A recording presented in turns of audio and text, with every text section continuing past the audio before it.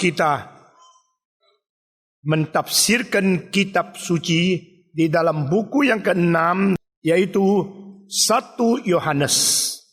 1 Yohanes merupakan salah satu pucuk surat yang ditulis oleh Rasul Yohanes kepada gereja. Dan 1 Yohanes terdiri daripada 5 pasal, di dalamnya mempunyai istilah dan pembahasan yang sangat unik, sehingga kadang-kadang beberapa istilah yang dimunculkan di dalam surat ini tidak sering muncul di buku-buku yang lain. Misalnya, Allah itu adalah terang, Allah itu adalah kasih, dan Allah itu adalah suci, dan Allah itu adalah kebenaran.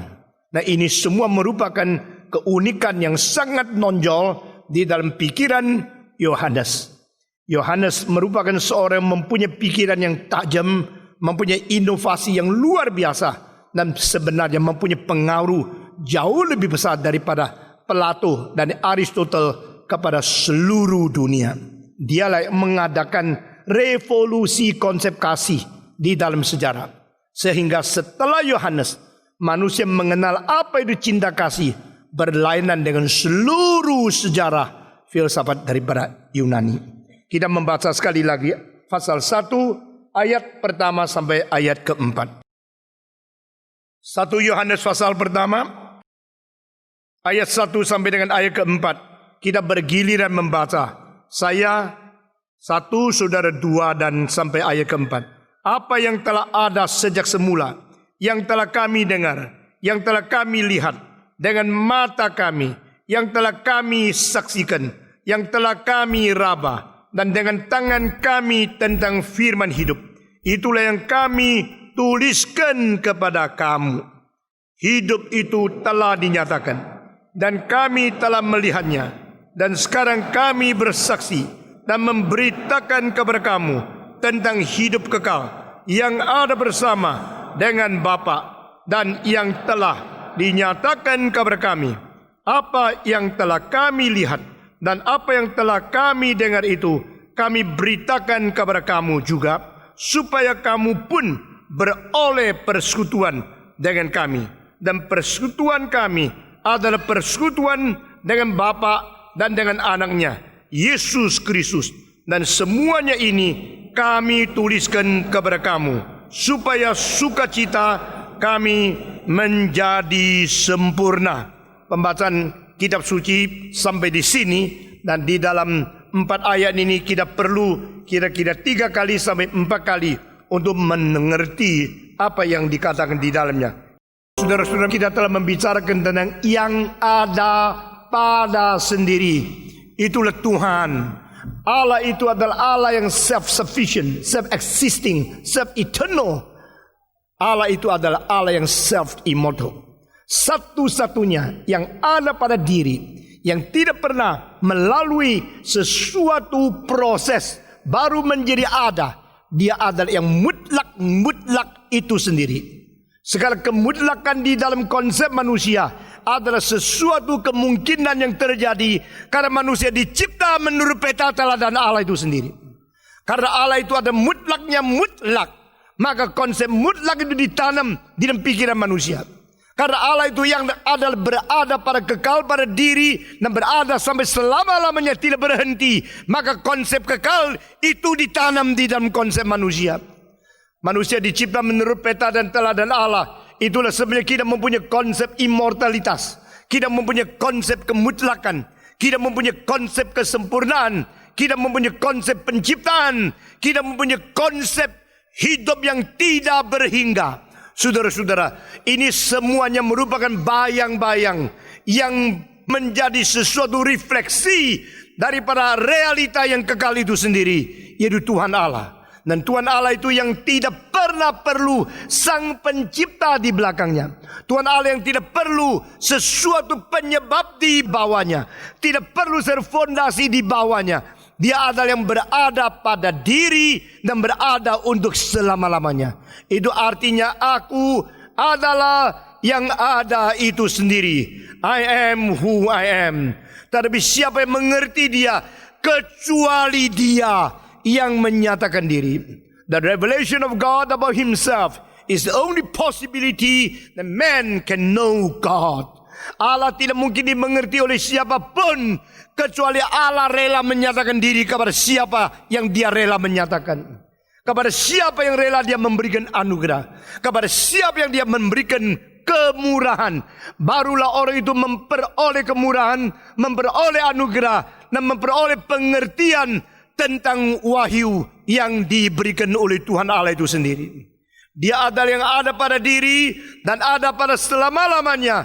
Nah, ini menjadi konsep di dalam orang yang mempunyai peta teladan Allah. Tetapi konsep itu tetap tinggal.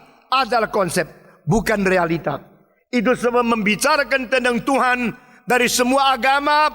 Itu merupakan semacam pengertian melalui konsep yang ditanam, tetapi bukan pengertian melalui wahyu yang diberikan. Saudara-saudara sekalian, agama yang berani mengumumkan bahwa mereka telah menerima wahyu, itu kira-kira ada 3 yang besar dan ada 1 yang agak kecil. Pertama adalah agama Yahudi. Kedua adalah agama Kristen. Ketiga adalah agama Islam. Ketiga-tiganya ini berani mengumumkan mereka telah menerima wahyu dari Tuhan.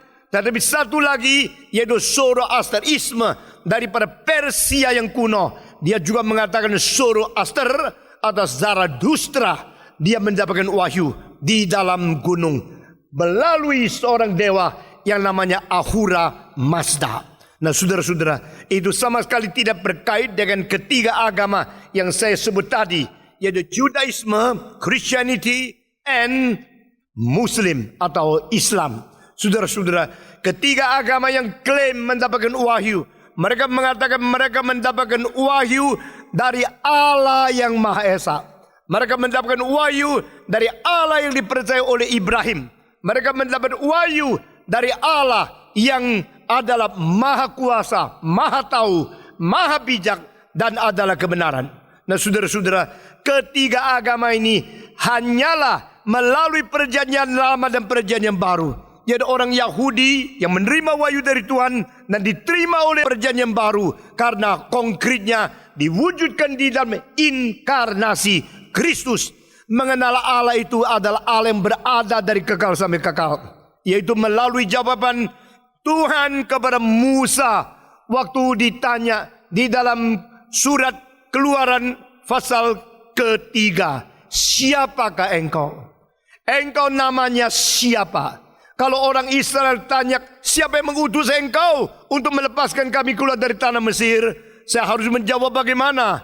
Maka Tuhan berkata, beritahu kepada mereka, yang mengutus engkau adalah aku yang adalah aku sendiri. I am who I am. Dan saudara-saudara, pengertian semacam demikian ini tidak mungkin ditemukan di dalam semua agama yang lain. Semua agama, apalagi agama yang tidak berani klaim mendapatkan wahyu dari Tuhan, mereka hanya bisa tebak, mereka hanya bisa imagine, mereka hanya spekulasi daripada otak yang dicipta oleh Tuhan tentang siapa itu Tuhan. Saudara-saudara sekalian, konsep Allah di dalam semua agama berbeda-beda. Ini membuktikan itulah Allah yang diimajinasikan oleh pikiran manusia. Itu adalah Allah yang dispekulasikan oleh sesuatu daya pikiran berkait dengan sesuatu fungsi rohani yang menuju kekekalan saja. Saudara-saudara, di dalam agama orang Greka, di dalam agama orang Romawi, yang sumbernya adalah tetap dari Timur Tengah, karena Eropa tidak menghasilkan agama yang berarti apa-apa. Dan juga di agama Babilonia, di dalam agama Assyria, di dalam agama daripada orang Mesir yang kuno, engkau melihat konsep Allah selalu kacau balau, selalu immoral, dan selalu tidak menjadi contoh daripada dunia ini. Itu sebab dewa-dewa mereka boleh berzina, dewa mereka boleh merampas istri orang lain, dewa mereka saling membunuh, iri, benci, dan dengan kekuatan mereka berkelahi, bertarung, dan menghancurkan satu dengan yang lain. Ini adalah konsep Allah yang tidak beres menurut pikiran manusia dan hati yang sudah jatuh ke dalam dosa. Itu sebab perlu pengwahyuan Tuhan. Allah mengwahyukan diri, Allah memperkenalkan diri. I am God. I'm the only God. Besides me, there is no God. Di luar aku tidak ada Allah yang lain. Engkau harus dengan segenap hati, dengan seluruh pikiran, dengan sekuat tenaga, dengan seluruh sifatmu mencintai Allahmu. Nah, saudara-saudara, di dalam konsep seperti ini yang diwahyukan melalui Musa kepada orang Israel di dalam buku Ulangan pasal ke-6 ayat ke-4, itu disebut ayat Syama. Syama berarti dengar. Dengar, hear ye Israel. Dengarlah, hei engkau orang Israel, bahwa Allahmu adalah Allah yang Maha Esa. Allah yang Maha Esa. Di situ pakai Eloheinu, bahasa Ibraninya, bukan singular, bukan dual, tapi plural. Di bahasa Inggris kita melihat ada yang disebut kata singular dan kata plural, tapi di dalam bahasa Ibrani yang dipakai untuk perjanjian lama, yaitu mempunyai sifat satu, lalu dua, baru banyak. Dan istilah Eloheinu atau Elohim itu semua berarti lebih dari dua, bukan satu, bukan dua, tapi lebih dari dua. Itu sebab dengarlah engkau Israel, bahwa Allahmu adalah Allah yang Esa. Nah, saudara-saudara sekalian, kalau itu lebih dari dua, bagaimana kita berani mengatakan itu bukan 4, itu bukan 5, tapi itu harus dibatas di dalam keadaan 3. Karena tunjangan daripada seluruh kitab suci itu membuktikan Allah mempunyai 3 pribadi, yaitu Bapa, Anak, dan Roh Kudus. Yang di atas mengutus Kristus turun ke dalam dunia, lalu memberikan sesuatu roh yang tidak terbatas, yaitu Allah sendiri bersifat tidak terbatas, roh Allah yang menaungi dan memenuhi dia. Dan bukan saja demikian, pada waktu berbakti kepada Allah, malaikat serafim menyebut suci, suci, suci, memberikan kehormatan dan memberikan ibadah kepada 3 pribadi, bukan 4. Saudara-saudara, Allahmu adalah Allah yang Maha Esa. Dia adalah Allah satu-satunya. Dari yang kekal ada pada diri Sang Pencipta yang perlu dicipta, Sang Pemberi anugerah yang tidak perlu anugerah di belakangnya, Sang fondasi segala sesuatu yang sendiri tidak perlu fondasi, Sang penyebab utama yang tidak ada di belakangnya utama penyebab yang lain. Dia adalah Allah yang Esa. Dan Allah yang Esa ini adalah Allah yang menyatakan diri kepada manusia. Lalu satu hal lagi kita mau tanya, apa bedanya orang-orang bangsa-bangsa sekitar Yahudi menyebut dewa mereka dengan pakai plural? Bukan ini sama? Saudara-saudara, setiap kali dalam filsafat dan dalam kitab suci ada persamaan. Jangan kira itu sama, hanya lihat lahiriannya saja. Pada waktu agama-agama sama firman Tuhan ada samanya. Jangan kira itu memang sama di dalam derajat yang sejajar. Tidak, mereka mempunyai sesuatu kebiasaan memanggil dewa mereka. Tidak berani memanggil dengan secara single. Mereka harus memanggil dengan plural. Kalau demikian, bukankah dewa-dewa orang kafir juga plural? Apa bedanya dengan orang-orang Yahudi yang menyebut Allah adalah Allah yang Esa, tetap pakai sifat plural? Apa bedanya? Itu disebut dalam teologi sebagai sesuatu majestic plural, yaitu satu plural yang begitu hormat, sehingga begitu agung. Karena terlalu agung, kita tidak bisa sebut dia sebagai satu, harus sebut sebagai satu yang banyak sekali. Jadi itu satu kemuliaan, cahaya, dan kebenaran yang mempunyai kuasa yang lebih daripada seperti seorang raja. Maka disebut sebagai majestic plural. Tapi ini berbeda sekali dengan Alkitab. Karena itu majestic plural dari orang-orang bangsa-bangsa kafir. Mereka menuju dengan istilah yang sama kepada banyak dewa, sehingga mereka tidak pernah mengetahui apa artinya Esa yang berada di plural itu. Saudara-saudara, itu sebab kita melihat di dalam bahasa Yunani ada dua istilah. Satu adalah persatuan, satu adalah kesatuan. Dari sini adalah keesaan, berarti memang satu adanya, tetapi bukan digabung-gabung menjadi satu. Adalah satu, tapi di dalam diri satu itu esensi dan substansi yang esa, mempunyai tiga pribadi. Ini keajaiban yang sebenarnya sulit dimengerti oleh rasio manusia, tapi kita menerima bukan karena rasio mengerti 100%, tetapi karena Allah telah mewahyukan ini sebagai satu kebenaran yang supranasional, dan melalui iman kita telah meloncat melalui keterbatasan rasio menuju kepada fakta yang diwahyukan oleh Tuhan. Saudara-saudara, itu sebab firman yang beserta dengan Allah yang esa itu sendiri adalah Allah pribadi kedua.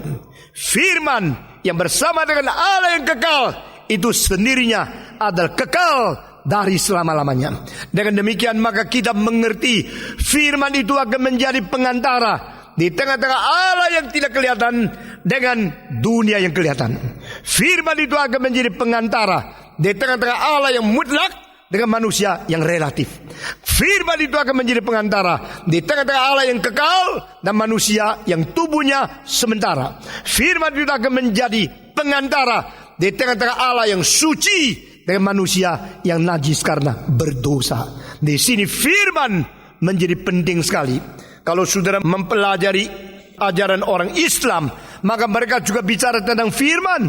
Mereka juga bicara tentang roh, tetapi pengertian mereka bukan pribadi, karena mereka tidak bisa lepas dari berkonsep Allah itu satu, tapi satu yang tidak ada pribadi yang lain. Mereka mengerti Allah hanya satu, kesatuan yang tidak ada pribadi yang lain.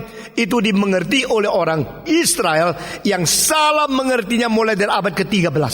Karena istilah dua itu dibalik oleh seorang bernama Moses Maimonides, sehingga sampai sekarang makin lama makin ketat orang Yahudi tidak mungkin mengerti Tritunggal. Saudara-saudara, kita teruskan dengan kita percaya yang disebut majestic plural adalah Allah yang Maha Esa, sehingga unsur daripada Allah yang mungkin dekat dengan manusia bukan melalui dia sendiri datang ke dunia, tetapi dia datang melalui firman, yaitu pribadi kedua. Pribadi kedua itu adalah Allah, dan pribadi kedua itu adalah pengantara. Pribadi kedua itu adalah menjembatani manusia dengan Tuhan Allah. Dan ini yang menjadi sesuatu ciri khas kekristenan. Saudara-saudara, selama saya hidup, saya akan berjuang sampai orang yang mendengar khotbah saya mengerti why you are Christian, what are you believing, why you should fight and preach the faith and the message given by God to you. Mengapa kau menjadi orang Kristen? Apakah yang kau percaya? Mengapa kau harus bertahan dan memberitakan firman Injil kepada orang lain? Karena di sini, ini sebabnya kita berarti hidup di dalam dunia.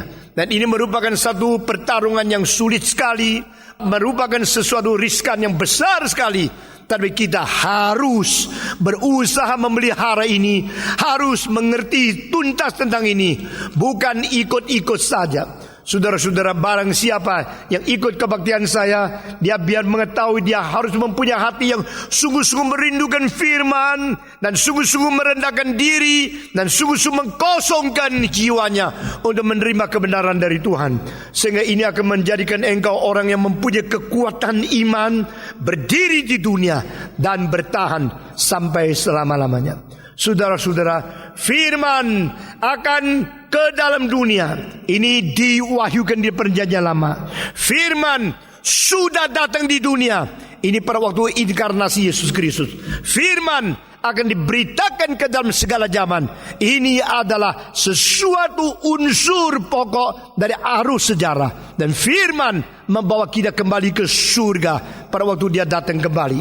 Saudara-saudara, dengan demikian firman itu menjadi ciri khas kekristenan, dan firman itu menjadi keunikan yang menyatakan iman sejati di dalam sejarah. Itu sebab pada pasal ini ayat ke-1 dikatakan, apa yang telah ada sejak semula, yang telah kami dengar, yang telah kami lihat dengan mata kami, dan telah kami saksikan, yang telah kami raba dengan tangan kami tentang firman hidup.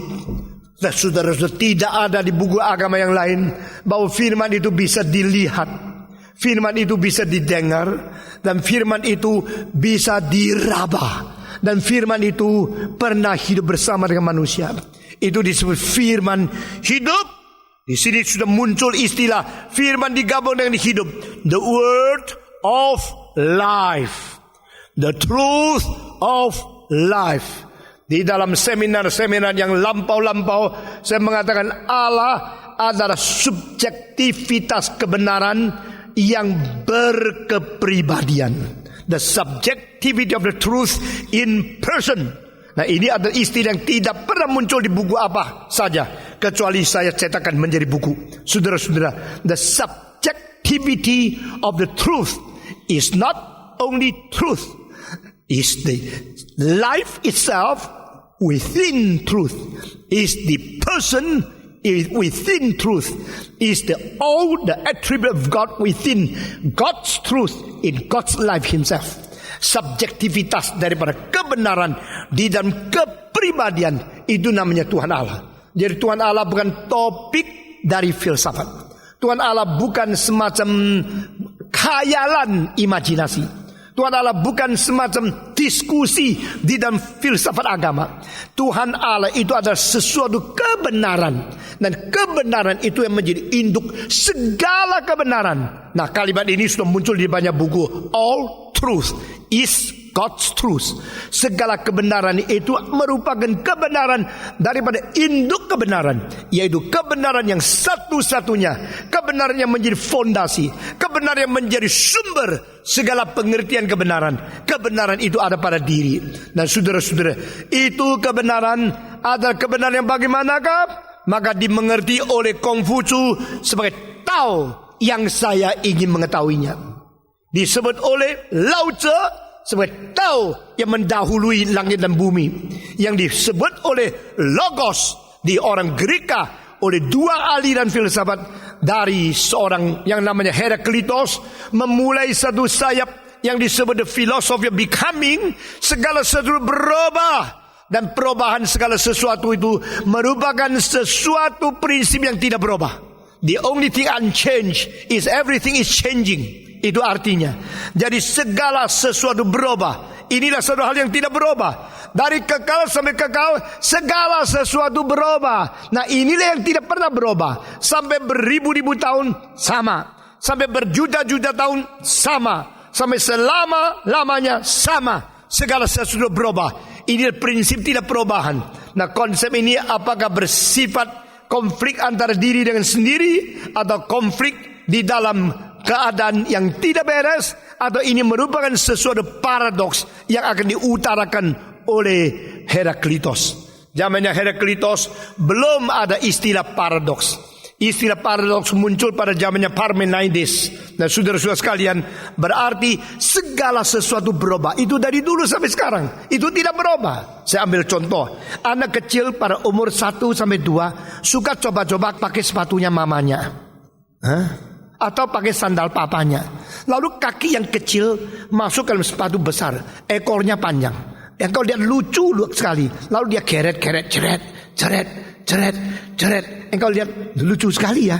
Ini anak kok jadi orang besar, kakinya kecil masuk sepatu. Engkau bilang ini inovasi dia, wah pinter. Bukan, sebelum dia engkongnya juga begitu. sebelum engkongnya nenek-nenek juga begitu. Jadi itu unchanged, tidak ada perubahan dari dulu sampai sekarang. Semua anak kecil suka pakai sepatu orang dewasa, kadang-kadang pakai baju orang besar, jaketnya orang tua dipakai sampai kedua tangan itu seperti sayap malaikat yang sudah rusak begitu ya. Nah saudara-saudara, itu sesuatu yang unchanged, tetapi itu change terus. Nah ini disebut logos, yang adalah seperti api. Heraklitos mengatakan api itu seperti obor. Kalau engkau melihat terus, tidak pernah melihat ada detik yang sama, bentuknya obor yang sama itu. Jadi kalau pakai peristiwa sekarang, pakai pengalaman sekarang, engkau foto api obor yang sedang nyala-nyala, apalagi ditiup oleh angin, dan engkau ceret, foto 1 juta biji. Setelah dicuci sampai uangmu kurang, rumahmu jual, baru bisa after semua foto itu. Lalu coba dibandingkan 1 juta foto api itu, tidak ada satu yang bentuknya sama. Betul tidak? Itu namanya logos. Menurut Heraklitos, logos itu adalah sesuatu dalil perubahan yang mengakibatkan seluruh panca fenomena di seluruh dunia ini terjadi. Tetapi ini merupakan sendiri berdasarkan sesuatu prinsip yang tidak ada perubahannya. Itu adalah pertama kali logos dipakai di dalam orang Greka. Jadi Kongfucu memakai Tao, Lao Tzu memakai Tao, orang-orang Heraklisian memakai Tao, mempunyai konsep-konsep berbeda. Lalu sesudah itu Greka disusul dengan Stoicisme. Stoicisme mempunyai pikiran jauh lebih matang daripada Heraklisian School. Dan dia mengatakan yang disebut firman, yang disebut logos, itu adalah induk rasio seluruh umat manusia. Itu ada induk rasio seluruh alam semesta. Sehingga rasio induk itu namanya logos. Lalu kita yang berrasio namanya logikos. Rasio induk itu rasio besar, rasio manusia itu rasio kecil. Kita semua punya rasio kecil untuk memikirkan induk kita yang besar itu apa artinya. Maka semua orang di dunia pada saat tertentu mencari kebenaran, merenungkan makna, mau mencari arti hidup, supaya ada satu gabungan antara diri kita dengan kebenaran yang sebenarnya adalah induk. Dengan contoh, kalau seorang membawa satu gentong air, jalan karena goyang-goyang, maka air dari gentong itu keluar dan ciprat kemana-mana. Kemana-mana ada tetesan air, berjuta-juta air, sampai gentong itu sisanya tidak sampai separuh. Namun meskipun demikian, yang masih ada sisa tidak sampai separuh itu tetap adalah induk. Lalu yang ciprat di mana-mana itu adalah keping-kepingan atau tetesan yang berasal daripada induk itu. Menurut Stoicisme, maka yang disebut logos itu adalah induk kebenaran, induk daripada rasio yang besar itu. Tetapi kita dapat cipratan, maka jadi manusia. Yang tidak dapat kecipratan jadi monyet.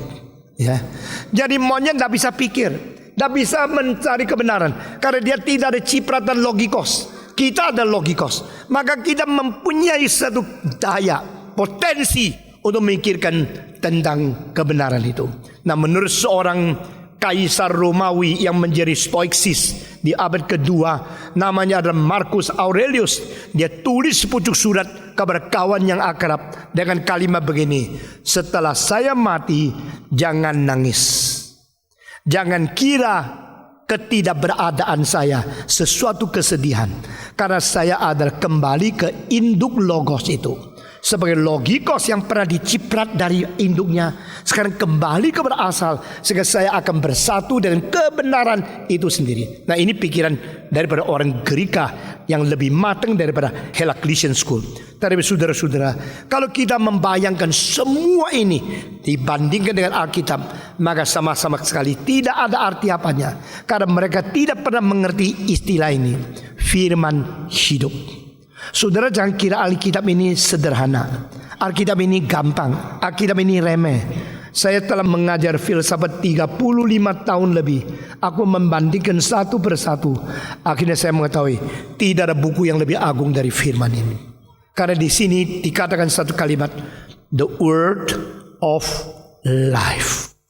Ini tidak muncul di Konghucu, tidak muncul di Lao Tzu, tidak muncul di Zoroaster, tidak muncul di Krika, tidak muncul di Babilonia, tidak muncul di Mesir, tidak muncul di Arab, tidak muncul di Islam. The word of life yang di ayat pertama ini. Inilah yang kita beritakan kepadamu. Minggu lalu saya berkata, jikalau orang hamba Tuhan sudah belajar teologi lalu mengabarkan firman, akhirnya hidupnya tidak disalurkan melalui firman yang diberitakan, dia tetap seorang hamba Tuhan yang gagal. Jikalau engkau seorang pendeta yang khotbahnya hebat, engkau seorang majelis, seorang penatua yang sudah belajar teologi sampai gelarnya banyak, tapi no one obtain life through your ministry and your preaching, you fail. Saudara-saudara, Yohanes mengatakan, kami memberitakan yang ada pada diri, yang ada dari semula, yang ada bersama Tuhan Allah, yaitu firman yang hidup, kami beritakan kepada engkau. Ini bagi saya satu hal yang luar biasa besarnya. The word of life, the truth of life is God. If God is the subjectivity of the truth in person, then the word from God is the word of life to be conveyed, to be delivered, to be preached to us. Ini yang diberitakan kepada kita. Maka dengan konsep inilah saya mentelaah, menjelaskan kitab suci sebagai organic theology, bukan sistematik. Sistematik hanya mensistematiskan, tidak menyatakan sifat daripada firman itu sendiri. Istilah sistematik satu hasil daripada Aufklärung. Dan Aufklärung saya kira keliru. Saudara-saudara, Aufklärung itu telah menjadikan rasio utama. Lalu dari rasio untuk mengadili segala sesuatu termasuk kitab suci. Rasio itu sudah diangkat menjadi berperan seperti Tuhan Allah. Sehingga rasionalisme pasti melawan Tuhan. Nah, rasionalisme yang tidak mau mentaklukkan rasio di bawah takhta Tuhan, tak mungkin dia mendapatkan pencerahan yang sejati dan mengenal kebenaran yang tuntas. Saudara-saudara, when you stand under God, you are possible to understand God. If you do not want to stand under God, you will surely never understand God. Mau ikut saya? To understand God, we should stand under God. Semua. To understand God, we should stand under God. Waktu engkau berdiri bawah Tuhan, mentaklukkan diri, menerima wahyu, maka kebenaran itu akan menjadi sesuatu hidup yang disalurkan kepada engkau. Anugerah Tuhan akan dicurahkan kepada engkau. Kebenaran itu akan dengan rela Tuhan bagi-bagikan kepada engkau. To stand under God is the way to understand God. Tidak ada jalan lain. Pada waktu Pilatus berusaha berdiri di atas Tuhan Allah dan menghina Kristus, tak mungkin dia mendapatkan pengertian kebenaran. Meskipun Kristus mengatakan di hadap dia, aku datang untuk menjadi kesaksian kebenaran. Tetapi dia tidak mungkin mengerti karena dia stand above God. He didn't want to stand under God, so he will never understand God. Saudara sekalian, firman hidup disalurkan, diberitakan, diberikan kepada kamu yang mendengar firman. Nah, inilah sebabnya 1 Yohanes ditulis.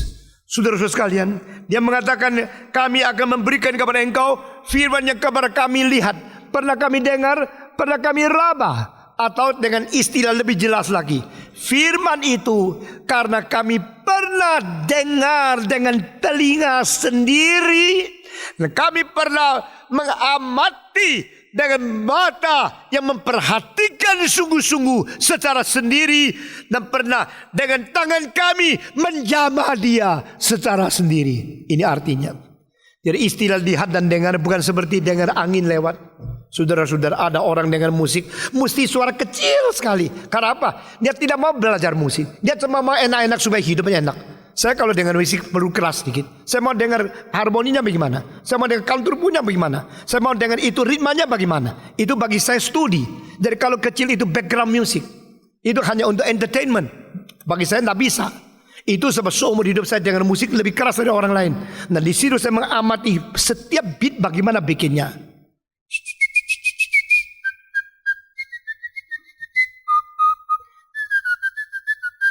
Sesudah ini apa lagi? Kalau teruskan lagi pasti rusak. Saya mau tahu handle bagaimana. Tam tim dedodim tam tam. Wah, saya kagum. Lalu di situ saya belajar bagaimana mengubah musik. Jadi ada orang dengar musik nilainya lain. Dengar musik karena mau belajar, dengar musik karena menikmati, dengar musik karena ing butaulo, dengar musik karena sumpek. Saudara mempunyai cara hidup yang berlainan sekali. Saya tidak mau mengatur orang lain, itu kebebasanmu. Tetapi saudara-saudara, dengar ada dua macam. Ada dengar seperti angin lewat. Banyak kali kita dengar orang ngomong seperti angin lewat. Ada orang yang menangkap apa yang didengar satu kalimat, sesudah itu menjadi berkat seumur hidup. Saudara-saudara, pada umur 17 saya mendengarkan berapa khotbah. Dan berapa khotbah itu menentukan seumur hidup saya menjadi pendeta, menjadi hamba Tuhan seperti ini. Waktu saya dengar, mengamati apa yang Tuhan mau di dalam hidup saya.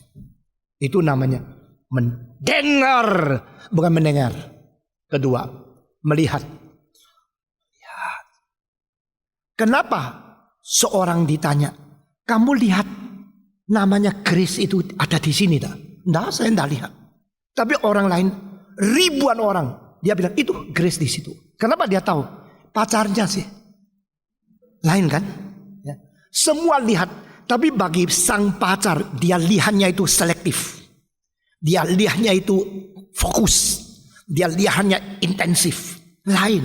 Sama-sama 10.000 orang. Engkau lihat mana bisa tahu di mana. Seperti di dalam laut cari jarum. Susah amat lah.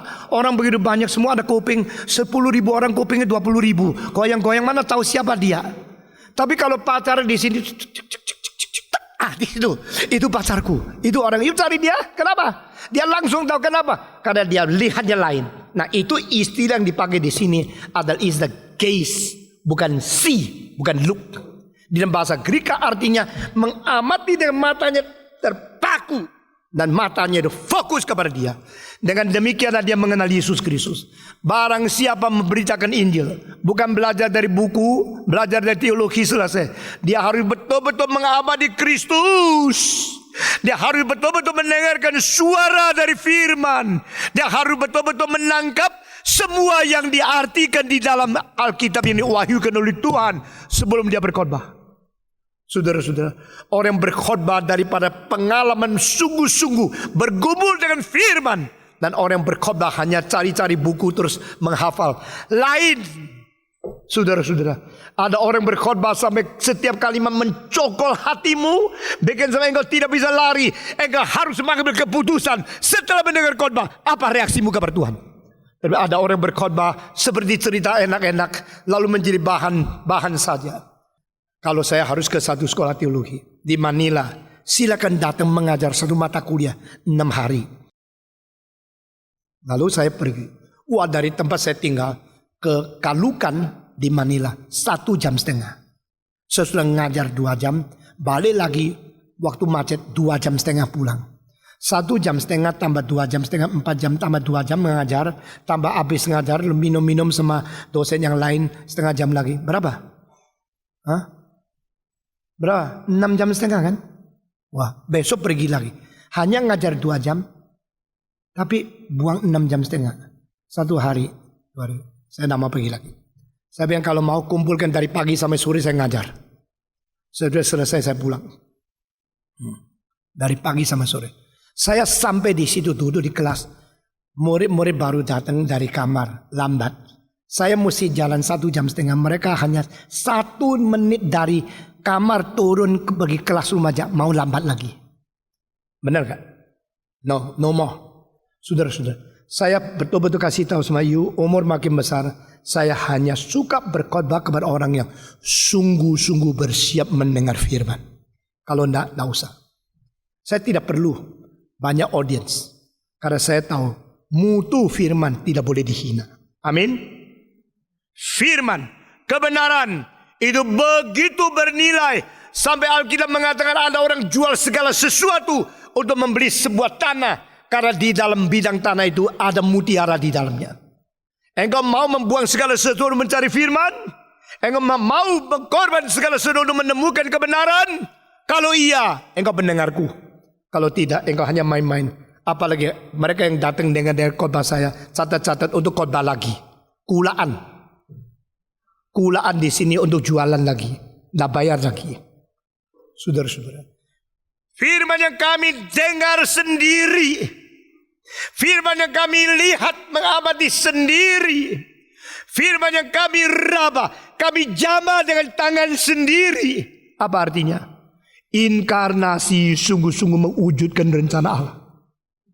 Ini sungguh-sungguh mengatakan Allah Tritunggal, pribadi kedua sudah turun ke dunia, sudah datang ke dalam dunia ciptaan, sudah datang menyatakan diri secara wujud realita. Dia datang sendiri kebenaran kita. Begitu ajaib, begitu besar, begitu murah, begitu besar anugerah Tuhan kepada manusia. Tetapi yang menghargai adalah orang seperti Yohanes. Kami melihat sendiri, kami mendengar sendiri, kami menjamah sendiri. Sekarang kami beritakan kepadamu. Saudara-saudara, kalau engkau beli barang 2 juta, engkau ingin menjual 3 juta, ada untungnya kan? Kalau ada untung, buat apa berdagang, bukan? Tetapi justru yang berharga tidak tentu bernilai. Yang paling bernilai selalu tidak berharga. Kamu sudah melihat firman turun dari surga ke dunia. Kami menjamah mendengar sendiri. Sesudah itu firman ini kami beritakan kepada engkau. Get free and give free. Free. Tidak usah bayar. Kebenaran diajarkan ke dalam dunia tidak usah bayar. Tapi banyak orang karena tidak usah bayar mulai menghina. Ada orang yang bukan menghina tapi menghargai karena begitu bernilai, kok kenapa tidak ada harganya.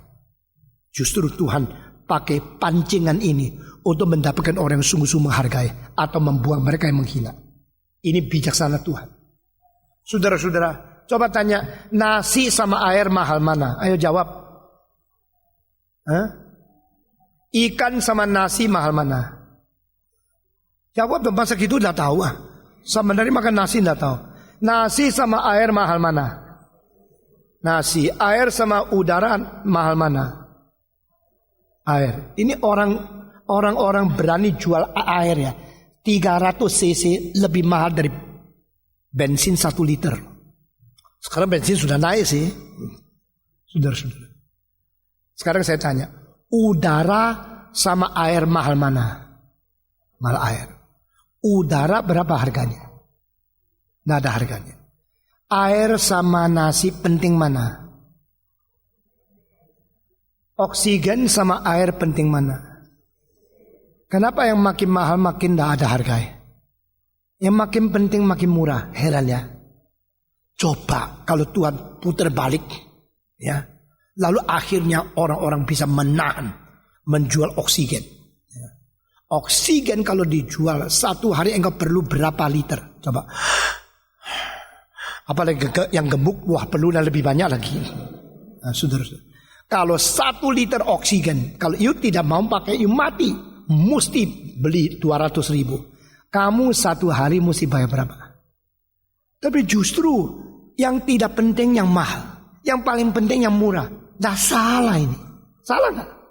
Itu cara Tuhan. Tuhan kenapa suruh engkau makan mesti bayar? Supaya engkau jangan kira anugerah itu boleh enak-enak di foya-foya, dihambur-hamburkan. Itu saja. Supaya engkau dengan keringat baru ada makan. Engkau tahu ada sedikit kewajiban yang akan lakukan.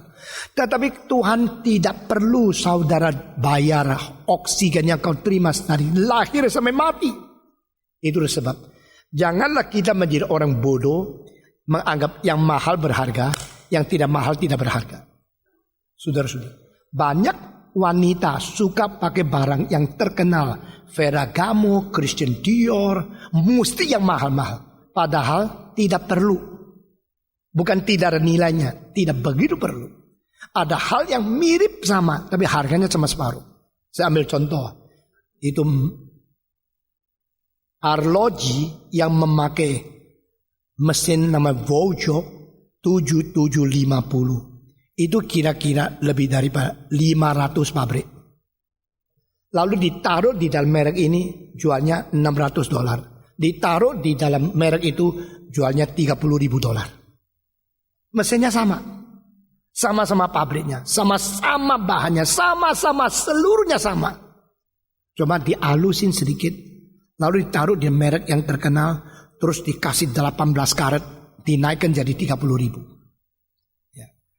Jadi kita kadang-kadang tertipu oleh harga, tapi kita tidak mengenal nilai. Nilai sama harga selalu kontra. Yang bernilai tidak tentu berharga tinggi. Yang berharga tinggi tidak tentu bersubstansi dan bobot yang tinggi.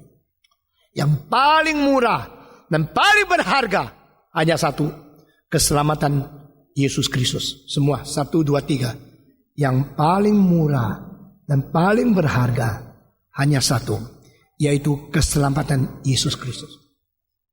The grace of God, the salvation of Jesus Christ is free.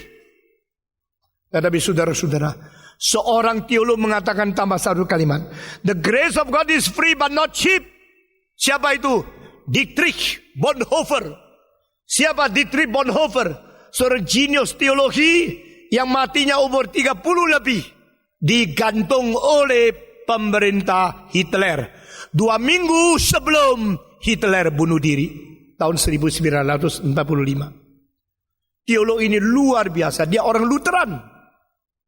Dan dia menemukan banyak orang Kristen mempermainkan anugerah, khususnya orang Lutheran. Karena apa? Karena Luther memikirkan tentang satu hal, sola gratia. All by the grace, all free. Maka orang Lutheran kadang-kadang salah ngerti kalimat itu, mempermainkan anugerah. Lalu dia menulis satu buku. Buku itu namanya The Cost of the Discipleship. Cost. Berarti ada harga yang harus dibayar. Menjadi orang Kristen bukan everything free. Ada harga yang dibayar. Saudara-saudara, engkau menghargai anugerah Tuhan? Tidak. Banyak orang waktu baptisan memberikan persembahan sulung. Ada yang jutaan, ada yang 500 rupiah. Untuk parkir pun tidak mau 500. Untuk Tuhan. Itu namanya seumur hidup satu kali dibaptiskan memberikan persembahan sulung. Coba pikir engkau berapa menghina anugerah Tuhan. Engkau bilang, itu kan bukankah seorang janda memberikan 2 keping perak dipuji oleh Tuhan? Lu janda. Betul lu janda.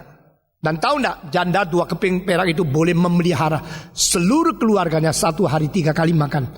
Kalau janda itu mempunyai 5 anak, 6 orang makan 3 kali sepanjang hari. Itu perlu 2 keping. 2 keping uang kecil. Itu sama dengan sekarang berapa? Kalau kamu makan 1 orang 10.000 umpama, paling murah. Lalu 5 orang 60.000, 3 kali adalah berapa? Nah, itulah harga upah 1 orang untuk menghidupkan seluruh keluarga. Itu 2 keping. Kita di dalam penilaian kacau luar biasa. Yang berharga kita anggap tidak berharga. Yang tidak berharga kita berani beli yang mahal. Seorang di Manila pergi ke Tokyo langsung memberikan uang itu $50,000 beli 1 arloji untuk pacarnya. Akhirnya tidak jadi nikah sama dia. Tapi dia memberikan dasi yang sudah bekas, yang sudah pakai berapa tahun untuk pendeta-pendeta di desa. Menghargai apa?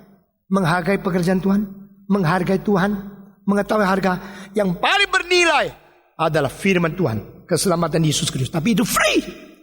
Lalu si Bonhoeffer waktu dia menulis ini, The Grace of God is cheap and not free, melalui 2 buku itu justru dia dipenjarakan. Dia melawan Hitler, akhirnya ditangkap sebagai orang subversif. Lalu dia masukkan ke penjara. Setelah masukkan penjara, apa yang terjadi? Dia mau tulis buku, tidak ada alat. Tidak boleh bawa pen, tidak boleh bawa kertas, tidak boleh bawa kitab suci. Apapun tidak bisa masuk di penjara. Tapi hanya boleh baca surat kabar.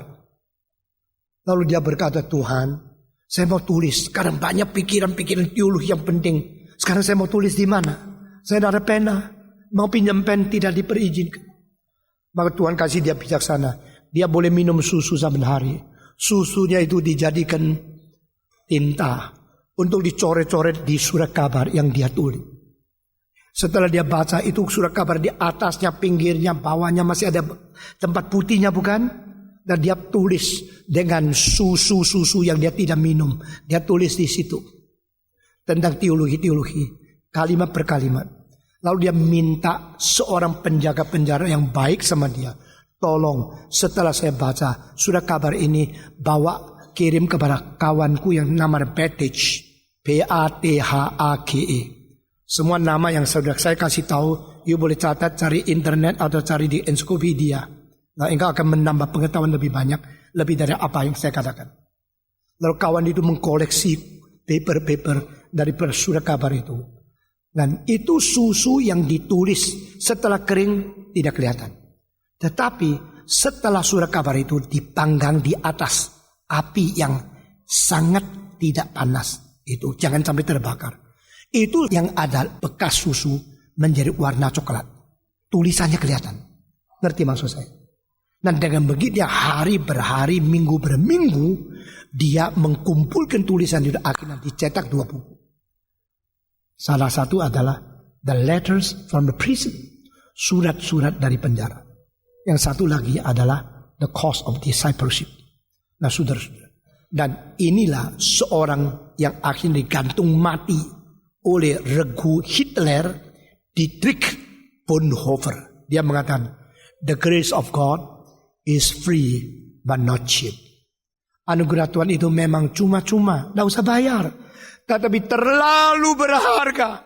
Anugerah Tuhan itu terlalu mahal. Tetapi yang bayar bukan kamu dan saya. Yang bayar adalah Yesus Kristus di atas kayu salib. Amin. Mari kita mencintai dia. Mari kita menghargai dia. Mari kita memperhatikan semua kebenaran yang diberitakan oleh kita untuk mengerti apa itu artinya firman yang hidup.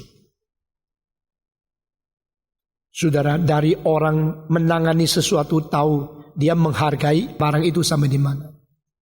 Engkau kalau dikasih barang yang mahal, engkau sembarangan buang, tahu engkau tidak ngerti. Coba kasih berlian sama anjing. Ya, ilat-ilat. Tak wangi, tak mau makan dia pergi. Maka Alkitab mengatakan jangan kasih barang suci kepada anjing. Jangan buang mutiara kepada babi. Babi lebih suka mata ikan. Mirip dengan mutiara. Tapi itu yang dia senang, bukan ini. Yang berharga diberikan kepada yang bisa menghargai. Dan saya mau tahu selama saya hidup siapa menghargai pelayanan saya.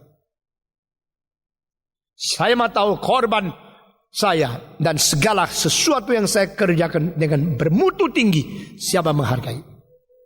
Dan saya mau tahu korban Yesus Kristus di atas salib, siapa menghargai. Saudara-saudara, Yohanes mengatakan yang kami lihat sendiri dengan mata yang mengamati, kami dengar sendiri dengan telinga yang menteliti, kami meraba sendiri dengan tangan kita yang membuktikan itu ada firman menjadi. Inilah firman hidup yang kami kabarkan kepadamu. Saudara-saudara sekalian, orang kalau jual pasir, waktu jual pasir, tambah laung, ya tambah, ditambah berapa banyak? Tambah 1 ceduk, tambah pasir 1 ceduk. Coba engkau pergi ke toko berlian, sudah beli berlian, tambah dong, dia tambah 1 ceduk, nah mungkin. Tidak ada berlian ditambah 1 ceduk, itu berlian 1 sekecil apapun, nah mungkin ditambah. Itu dihitung lagi berapa. Karena apa? Nilainya lain. Saudara-saudara, apakah sebab kita begitu menghina anugerah? Apakah sebab kita meremehkan anugerah? Apakah sebab kita terlalu gampang? Kita terlalu gampang menerimanya? Ini kali saya berkhotbah di kota San Diego. Dan ada seorang berkata kepada saya, Pak Tong, kita setir 6 jam untuk datang dengar khotbah. Dari mana? Dari Tucson, dari Arizona. Mereka bilang sudah 20 tahun engkau tidak pergi ke Arizona. Dan kita terakhir dengan engkau adalah di kota Phoenix. Saya masih ingat hari itu saya keringat buntet karena kota Phoenix 115 derajat. Tinggi sekali suhunya, panas luar biasa. Kalau tidak masuk rumah AC cepat mati di luar. Itu kota yang paling panas yang pernah saya. Dan saya tidak pergi lagi bukan karena takut panas. Tapi tidak ada pengaturan di situ. Sehingga Mereka bilang kami dari Tucson datang setir 6 jam sampai di San Diego untuk mengikuti ketiga hari kebaktian ini. Kapan mereka pulang? 3 hari selesai malam itu kami akan langsung berangkat lagi. Sampai pagi baru sampai untuk mengejar kerja pagi. Mereka menghargai. Lalu saya berterbang lagi sampai di Colorado. Di luar dugaan saya ada satu laporan lebih mengagetkan saya. Mereka setir dari Kansas City. 11 jam. Dari Kansas City setir 11 jam. Itu jalanan tidak banyak mobil, tidak macet. Dan 1 jam bisa menempuh kira-kira 65 mil. Kira-kira 1000 lebih kilometer. Mereka datang untuk dengar khotbah. Karena apa? Engkau sudah tidak pernah lagi ke Kansas City.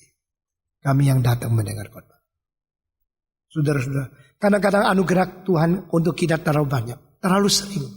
Sehingga kita membiarkan, banyak kesempatan. Dan kita boleh ngantuk, kita boleh tidur, kita boleh mengabaikan, kita mentertawakan, kita tidak menghiraukan. Apakah mutiara-mutiara firman yang begitu berarti yang diberikan kepada kita.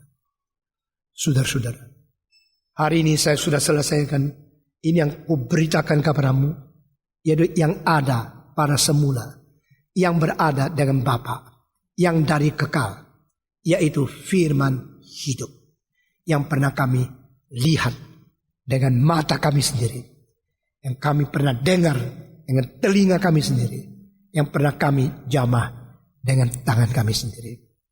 Yesus Kristus sudah diberitakan kepada engkau.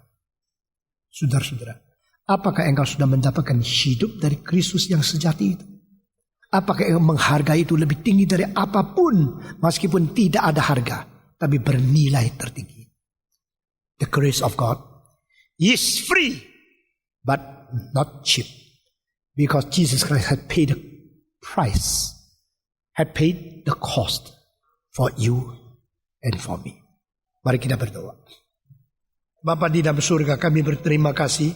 Pada hari ini kami sekali lagi datang menghadapi hadirat-Mu. Kami telah mendengar sebagian dari firman-Mu. Kami telah mengerti berapa nilai adanya, berapa tinggi adanya, substansi, nilai, harga daripada firman Tuhan yang adalah firman hidup. Biar Engkau mengetuk hati kami masing-masing, memberikan kami pembaruan pengertian, sehingga kami boleh menjadi manusia yang sungguh-sungguh diberkati oleh Tuhan. Dengar doa kami Tuhan. Kami berterima kasih. Kami serahkan semua ini ke dalam tangan Tuhan. Demi nama Yesus Kristus, penebus dan juru selamat kami yang hidup. Amin.